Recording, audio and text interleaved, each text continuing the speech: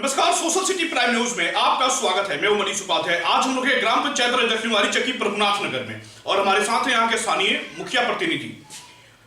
मुखिया प्रतिनिधि 2016 से हैं, लेकिन उससे पहले ये 5 साल वार्ड पार्षद भी रह चुके हैं रिविलगंज प्रखंड वार्ड नंबर 17 के। अजीत सिंह जी, आपका बहुत बहुत स्वागत है हमारे चैनल में। आपसे हम जानना चाहेंगे कि जो 2016 के बाद जो कार्यकाल आपका हुआ है, क्योंकि इससे पहले पंचायती राज में उतना फंड नहीं आता था जितना फंड 2016 के बाद 7 निश्चय योजना को लेकर के आया है, इसको कितना सफल मानते हैं?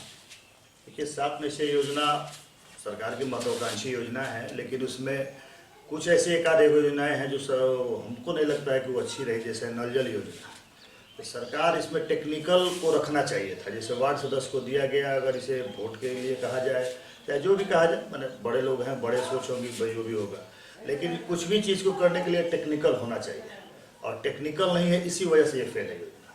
उसके वजह पर अगर हैंडपम्प दिया जाता तो ज़्यादा सुचारू होता है। बाकी सरकार की जो सोच है उसको हम बदल नहीं सकते हैं, मानना पड़ता है और करे हैं। जितना हमको मिला है, 4 पानी टंकी बनाने का मौका मिला है, सितंबर में पैसा मिला है हमको, अभी कर रहे हैं। अभी फाइनली स्थिति में है, 3 पानी टंकी तैयार भी है।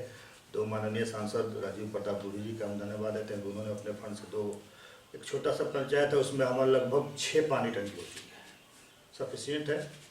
आपके पंचायत में टोटल कितने वार्ड हैं? कितने वार्ड ऐसे हैं जहां की जनता नल जल योजना का लाभ ले रही है और कितने वार्ड अभी भी इस योजना से वंचित है? देखिए, हमारे यहाँ 4 वार्ड है। बिहार का सबसे छोटा पंचायत है हमारा, 1229 वोटर हैं, छोटा पंचायत है और 4 वार्ड हैं। और 3 वार्ड में तो लगभग पूरे हैं, और चौथे वार्ड में भी बात चल रही है। थोड़ा सा काम लेट में शुरू हुआ था, लेकिन हमारे यहाँ लगभग है कि सब लोग 100% तो नहीं कह सकते, लेकिन 90% लोग इसका लाभ ले रहे हैं। नली जल योजना के अंतर्गत आपने अपने पंचायत में लगभग कितने सड़कों का निर्माण? हमने, देखिए, हमारा फंड कम है। जैसे आपने पहले से बताया कि मेरे यहाँ पॉपुलेशन के आधार पर पैसा आता है। आपने कहा कि पहले पंचायतों में पहले कम पैसा आता था, अभी ज़्यादा आता है, ऐसी बात नहीं है। पहले ज़्यादा आता था, अभी कम आती है। 7 निश्चय योजना वहीं ज़्यादा पैसा आ रहा है जहाँ उनका पॉपुलेशन ज़्यादा है, मास लेवल पर लोग रह रहे हैं। तो 1229 वोटर है, समझ सकते हैं कि कितना आ सकता है। तो अभी तक मेरे पंचायत को विगत 5 साल में मात्र 30 से 32 लाख रुपये मिला, और उसमें हमने 4 सड़कें, 1 पुल और छोटी छोटी जो रोडें हैं, ईंटीकरण है, उसको करवाया। और सबसे ज़्यादा रोड के लिए हमने माननीय सांसद जी के रिकमेंडेशन पर मुख्यमंत्री ग्रामीण सड़क योजना के तहत से 85 लाख का काम होता है। मेरे यहाँ रोड स्थिति सबसे 90% तक मेरा भी एकदम रोड बना हुआ है। शिक्षा और चिकित्सा, जो कि समाज का एक बहुत ही महत्वपूर्ण अंग है, इसकी क्या स्थिति है आपके पंचायत में? देखिए, शिक्षा हमारे पहले, ये तो महत्वपूर्ण अंग है, आप मान भी रहे हैं और मैं भी मान रहा हूँ, लेकिन सबसे बड़ी बात है कि हमारा जो पंचायत है भौगोलिक दशा से हमेशा 2 नदियों के बीच में रहा। कभी सरजू ने काटा तो कभी गंगा ने काटा, तो हमने पलायन करके कभी हम लोग रिविलगंज गए तो कभी आरा जिला की तरफ गए। इसलिए स्थिति बहुत दयनीय थी, और हमने उसके बाद प्राइमरी स्कूल को हाई स्कूल में बनवाया और प्रयास किए कि गांव का बच्चे लोग पढ़ भी रहे हैं। और आगे उम्मीद यही है कि उसको इंटर कॉलेज कराया जाए। बीएड कॉलेज के लिए भी हमने बात किया है, ज़मीन एक्वायरनेस की है। प्रयास कर रहे हैं कि गांव कुछ अच्छा हो, और उसका जयप्रकाश जी के धरती से अगर सटे हैं तो कुछ ऐसे युवाओं को भेजा जाए कि देश और राज्य के कल्याण हेतु तो अपना सेवा कर सके। वृद्धा पेंशन योजना और आवास योजना की क्या स्थिति आपके? हमारे यहाँ वृद्धा पेंशन 100% है, इसमें कोई दो राय नहीं। जब मैं आया था तो उस समय 38 लोग वृद्धा पेंशन था। आज के डेट में 142 वृद्धा पेंशनधारी है। वृद्धा पेंशन, विधवा, विकलांग, मुख्यमंत्री, इंदिरा गांधी, मानी सब लेके 142 है, कोई बचा नहीं। विगत 5 वर्षों में आपने अपने पंचायत के विकास के कौन से कार्य किए? देखिए, विगत 5 वर्षों में हमने जो काम किया, पहला काम किया कि रास्ता बनवाना। हमारे यहाँ जो लोग बीमार हो जाते थे तो खाट, जो खटिया होता है ना, उस पर लाद के लोग ले जाते थे, तब जाके मेन रोड पर पहुँचते थे। सिताब दियारा के जो बगल के पंचायत है वहाँ पहुँचते थे, तब वहाँ से किसी साधन द्वारा ले जाते थे।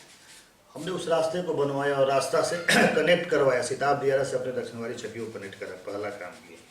दूसरा काम किए जो चापाकल की स्थिति, जो पानी की व्यवस्था थी, 24 सितंबर से आप बता रहे हैं कि नजर योजना के लिए पैसा आया, तो उससे पहले तो हमने 68 चापाकल अपने पैसे से दिया।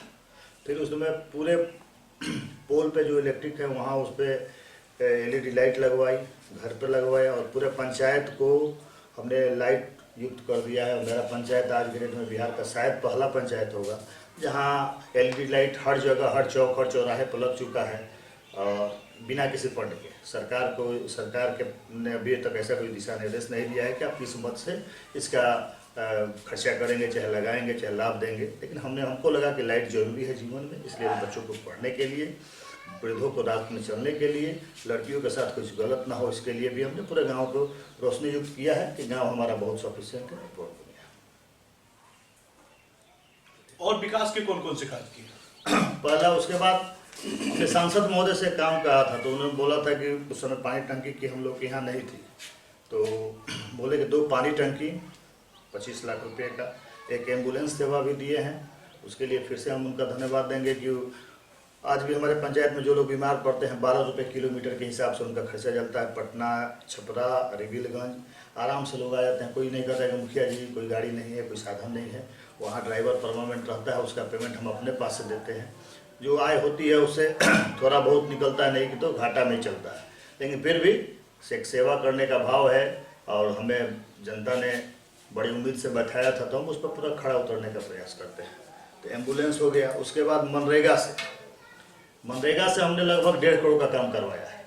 उसमें मेरा पंचायत बता रहे थे आपको 2 नदियों के बीच में तो हर साल कहीं गड्ढा हो जाता था, कहीं बालू हो जाता था, तो उसको हमने पाटने का काम किया है। लगभग 13 से 14 गड्ढे, बड़े बड़े गड्ढे हैं, तो बड़ा।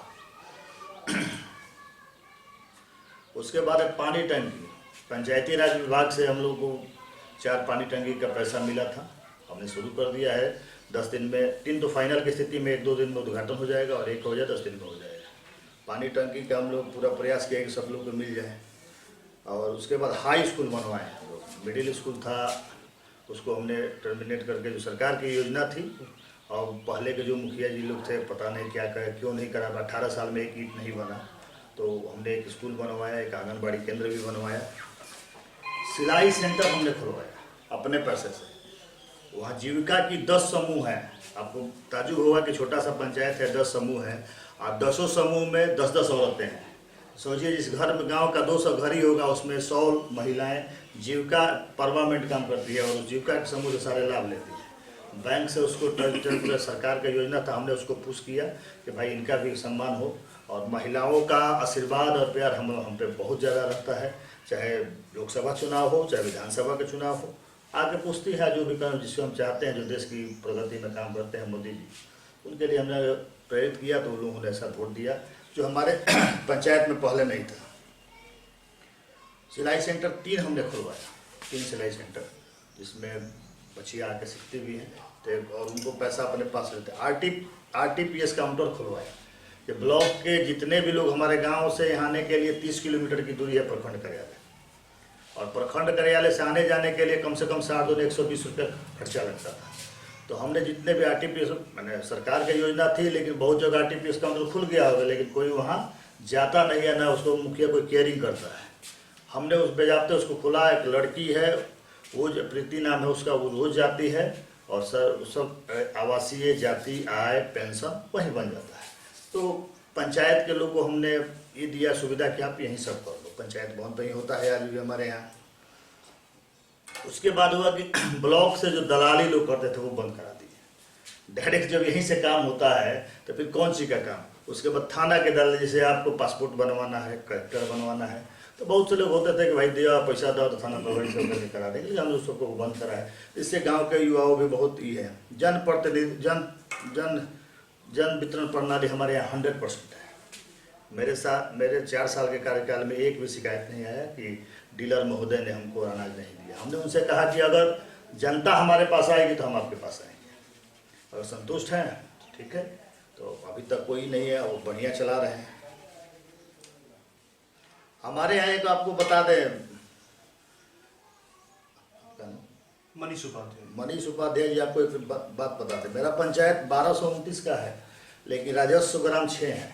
पूरे रिविलगंज जितना रेवेन्यू देता है अकेले मेरा पंचायत देता है, ये भी जान लीजिए। और उसमें 3 पंचायत हमारे यहाँ, 3 राजस्व ग्राम वो उसको क्या कहते हैं, बेचिरागी, माने कोई रहने वाला नहीं था। जो भी टेक्निकल इशू होंगे, जब पूर्व के मुखिया ध्यान नहीं दिए होंगे, तो हमने उसको एक्टिवेट करा के अब 4 राजस्व ग्राम को एक्टिवेट कराया है। क्योंकि राजस्व ग्राम जो हम लोग रेवेन्यू देते हैं, तो हमने सीओ मैडम से चाहे जो कहते हैं भाई, हम अगर टैक्स देते हैं तो हमको भी लाभ मिलना चाहिए। तो उसके लिए फसल अनुदान, फसल अनुदान, डीजल अनुदान जो भी होता है, हम चाहते हैं कि सरकार को वहाँ कराए। तो वहाँ एटीएम, एग्रीकल्चर टेक्निकल मैनेजर होते हैं, कृषियान सलाहकार होते हैं, उनसे बेजाबते खेती के बारे में पाठशाला, कार्यशाला आप छुड़वाते हैं और काम करवाने के लिए मैंने बताते हैं कि सरकार का जो काम है वो पटल पर होना चाहिए। प्रयास कर रहे हैं और किए हैं, आगे भी करेंगे। इस बार आपके चुनाव का मुख्य एजेंडा क्या है? किस एजेंडे पे चुनाव लड़ेंगे आप? देखिए, चुनाव हर बार विकास पे लड़ा जाता है। कोई लड़े, चाहे बड़ी पार्टी लड़े, चाहे मुखिया लड़े, काम कभी बंद थोड़े हुआ है। काम कभी भी बंद न होगा। ऐसा कोई काम ही नहीं होगा काम करने के बाद कल से काम नहीं करना हो। तो ये मूल मंत्र है, जो विकास है, विकास होता है। मेरे लिए सबसे बड़ी बात है कि जो हम नहीं कर पाए उसका मलाल है इंदिरा आवास। इंदिरा आवास में, क्योंकि केसरे हिंद का जमीन है, केसरे हिंद में इसका मालिक लोग कहते हैं कि केंद्र सरकार होता है, और हमारा गांव पूरा 18 बीघा के जमीन में बसा, वो सारे जमीन केसरे हिंद का है।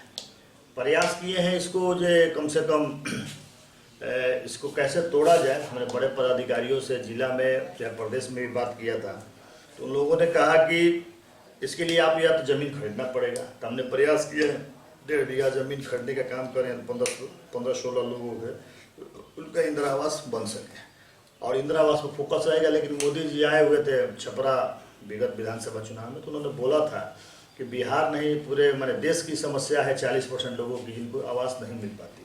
जैसे आप छपरा में रहते होंगे तो बेतिया स्टेट, मथुआ स्टेट, रूसी स्टेट, माजा स्टेट, केसरे हिंद, घर में जरुआ आम, घर में जरुआ खास, मतलब ये सब ज़मीनें हैं जो मालिकाना हक नहीं है, और मालिकाना हक नहीं है तो आपको मिलेगा नहीं।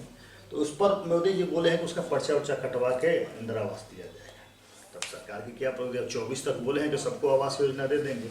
इसी उम्मीद में हम लोग भी हैं, चाहे नहीं होगा तो ज़मीन खरीद के आगे का काम ये होगा कि इंदिरा आवास किसी भी तरह, जो 38 साल के इतिहास में आज तक हमारे यहाँ पंचायत के बने हुए 38 साल हो गए, लेकिन अभी तक एक भी इंदिरा आवास नहीं बना। इसको तोड़ना, ये हमारे मलाल, चाहे जो कोई कमी चाहे नहीं कर पाए, इस पर हम फोकस करेंगे। उसके बाद है किसानों की आमदनी दोगुनी कैसे हो। सरकार भी इस पर चाह रही है कि किसानों की आमदनी दोगुनी कैसे हो। तो मैं खुद किसान हूँ और किसान के हिसाब से मैं आपको बताना चाहता हूँ कि खेती से जो लोग भाग रहे हैं, मैं उनको, युवाओं को भी बताना चाह रहा हूँ, जो गलत काम करने से, बालू और दारू और जो भी बेचने से उनको लगता है कि हम बहुत ज़्यादा पैसा कमा लेंगे, रात को सो नहीं पाते हैं, परिवार का इज्जत नहीं रहता है, रात को सब लोग तंग होते हैं, उनको राह पलाने के लिए मैं बताता हूँ कि अगर कोई काम नहीं करना है तो खेती कीजिए। और मैं बताऊँगा खेती से कैसे पैदा होगा। तो अभी हम 150 बीघा सरसों बोया है, 60 बीघा मटर बोया था, तो मटर तो टूट गया। अब गेहूँ है, मकई है, चीना का खेती हमने किया है। जैसे जिस फसल, जब भी फसल बोइए तो 2 फसल बोइए। पहली फसल से अगर फ़ायदा ना हो तो दूसरे फसल से हो। जैसे मटर बो के हमने उसमें चीना बोया है। चीना का काम है, माढ़ा जो बनता है उसका और भी आयुर्वेदिक भी काम है, तो 60 रुपये kg बिक जाता है। और उत्पादक लोग कह रहे हैं कि बीघे में 4 क्विंटल होगा, हमने उसे 2 क्विंटल ही मांगा है। 25 बीघा बोए हैं, 50 क्विंटल, और 50 क्विंटल का 60 से भाग कर दीजिए तो 6×5 = 30, और 3 लाख किया हुई, और तुम्हें 1 लाख खर्चा है। मालगुजारी लगेगी नहीं, जो घेराबंदी है वो भी पहले से है, बोरिंग और पटाई और बिया लगता है, तो उसमें क्या होगा कि आपको 2 लाख फिर बचेगा। तो हमने ऐसे टेक्निकल बातें इशू की है। सबसे बड़ी मेहनत और निष्ठा सही होनी चाहिए। लोग भाग रहे हैं काम के, लोग के पास टाइम नहीं है, और आज के भाग दौर में लोग चाह रहे हैं कि जल्दी सब कुछ हो जाए, कल बोए परसों निकल जाए। तो हर फसल 3 से 4 माह में होता है। कोई भी फसल, गेहूँ हो, सरसों हो, मटर हो, या जो भी बोइए, 4 माह तो लगता है, 120 दिन लगता है। तो हमको लगता है कि अगर सरकार दोगुनी करने की चाह रही है तो उसमें कुछ सरकार को भी थोड़ा सुधार लाना पड़ेगा। पहली बात, ये सिंचाई की व्यवस्था, सरकार, मुख्यमंत्री जी, माननीय मुख्यमंत्री जी बोले हैं कि हर खेत को पानी देंगे, तो वो चाहिए। उसके लिए बिजली, हमारा स्थिति ऐसा है कि हम लोग आरा जिला से कनेक्टेड हैं, तो आरा जिला से बिजली लेना पड़ेगा। तो हमने इसका सर्वे भी करवा दिया है। सरकार की योजना थी, उसमें भी बोले थे नंद चलिए जाकर करवाएं। हम सर्वे हो चुका है। अगर बिजली आ जाती है तो जो पटवन का काम होगा, जो डीजल से ना लगकर बिजली से अगर पंप मोटर से चलेगा, तो ये लगभग 30 से 40% की बचत होगी। दूसरी बात है जो किसान सलाहकार है सही टाइम पर बताएं, सही बातें बताएं। ये ना कि ऑफिस में बैठ कर सिर्फ काम करें, कहें अपना हाजिरी बना दें, वही हम अब सलाहकार दिए, सलाह दिए। क्या सलाह दी? बुआई कब हो, निराई कब हो, पटवन का काम हो, खाद कब हो, कटाई कब हो। उसके बाद सबसे मुख्य काम है जो बिहार सरकार भी इस पर फेल है, मंडी का। किसानों के लिए कहीं मंडी नहीं है पूरे बिहार में, आप पता कर लीजिएगा। अगर होगा आपके जानकारी में तो बता दीजिएगा, लेकिन हम तो जानते हैं कि नहीं है। उत्तर प्रदेश में मंडी है, समर्थन मूल्य मिलता है। जैसे अभी गेहूं का समर्थन मूल्य 2080 रुपये है वहाँ पे, और हम लोग यहाँ अभी गेहूं मार्केट में मिल रहा है 1600 रुपये। मान लीजिए कि 20 दिन 25 दिन महीना दिन के बाद गेहूँ होगा तो गेहूँ कैसे बिकाएगा?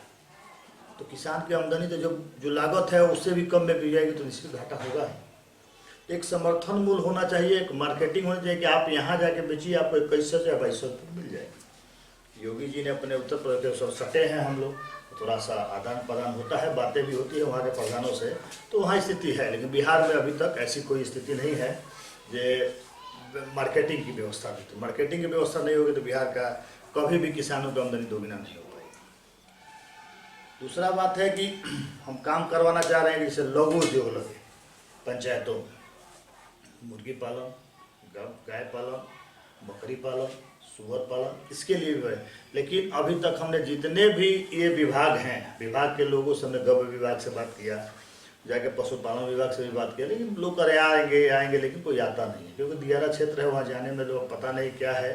तो हम इस प्रयास करेंगे जो लोगों को आमदनी यही दिया जाए, जो बाहर जाके 10,000 8,000 रुपये पर कमाते हैं, तो यही कहेंगे साल में 1 लाख रुपया कमाएं और घर पे भी रहें। तो इस पर भी हम फोकस करेंगे। उसके बाद है कि सिंचाई की व्यवस्था के लिए ट्यूबवेल और बोरिंग के लिए तो सरकार कह रही है, अगर हो जाता है तो मेरे यहाँ राजस्व ग्राम लगभग 55,000 बीघा जमीन है हमारे गाँव का। ठीक है, बहुत बड़ा जी। मतलब औसत है। यहाँ जो छोटा सा भी किसान है उसको 20 बीघा जमीन है। दियारा क्षेत्र है, नदी में डूब जाता है और फिर पानी आता है तो निकल जाता है, तो कुछ कटता है कुछ पड़ता है। तो उस स्थिति में हम लोग अपनी स्थिति सुधार लेंगे। अगर नहीं होता है, अगर पूरे ज़मीन पड़ जाता है, जो उसमें मिट्टी आ जाती है, तो हम लोग यहाँ ज़मीन 5,000 रुपये बीघा आराम से मालगुजारी निकल जाती है। तो 5,000 रुपये में अगर जितने भी लोग होंगे 20,000 लेंगे तो उनको भी एक आमदनी का स्रोत होगा। सिंचाई होगी तो फसल दुगना होगा। हम लोग ये खेतियों को बो देते हैं और बरसात के भरोसे रहते हैं तो घाटा तो होगा ही, इसलिए लोग उससे हटे हैं। इस पर लाना है, शिक्षा को सुधारना है। शिक्षा में क्या है कि मुख्यालय से 25 किलोमीटर की दूरी पर है, गांव के लोग किसान टाइप के हैं, तो बोते कि आज खेती में पढ़ने मत जाओ, चलो खेती में कुछ निराई का काम कर लो, तुराई का काम कर लो। तो उस सबको रोकना है, इसके लिए हमने प्रयत्न किया है। लेकिन उस मामले में बच्चियों को ज़्यादा आकर्षण हुआ है, लेकिन बच्चे लोग हमारे यहाँ अभी थोड़ा सा पीछे हैं इस मामले में। सरकार भी कह रही है, सरकार की जो भी महत्वाकांक्षी योजना है तो मिलता है, लेकिन इस पर थोड़ा सा मेहनत करना होगा। शिक्षा पे, स्वास्थ्य की स्थिति तो पूरे बिहार की खराब है। ये तो मंगल पांडे जी भी कह रहे हैं, तो भाई उनका भी स्थिति खराब है कि हमारे यहाँ PSC एक सेंटर बना, आज तक वहाँ कोई नहीं बैठता है। मेरे रीजन में, लेकिन NA में लोग आती हैं तो बैठती है, आंगनबाड़ी में जाकर बैठती है। तो हमने उसको टेंडरिंग करवाया है और बिल्डिंग विभाग से टेंडरिंग हो चुका है 3.5 लाख रुपये। लेकिन होना चाहिए, PSC सेंटर हो, एक खिताब दिया रहा है, वहाँ एक हमसे डॉक्टर बैठना चाहिए, क्योंकि सबसे बड़ा क्षेत्र है। और दूसरी बात है कि जयप्रकाश जी की धरती है और हर चीज़ का जब बड़ा पार्टियों का संखनाद वहीं से होता है, तो कम से कम कुछ तो लगे जो कुछ हट के है जयप्रकाश नगर, और उनके नाम पर तो थोड़ा सा होना चाहिए। मतलब हमारा मानना है, बाकी प्रशासन के क्या, मतलब हम प्रयास करते हैं, CS से भी मिले हैं, यहाँ के प्रभारी से तो बोले मुखिया जी यहाँ हैंड से नहीं है, तो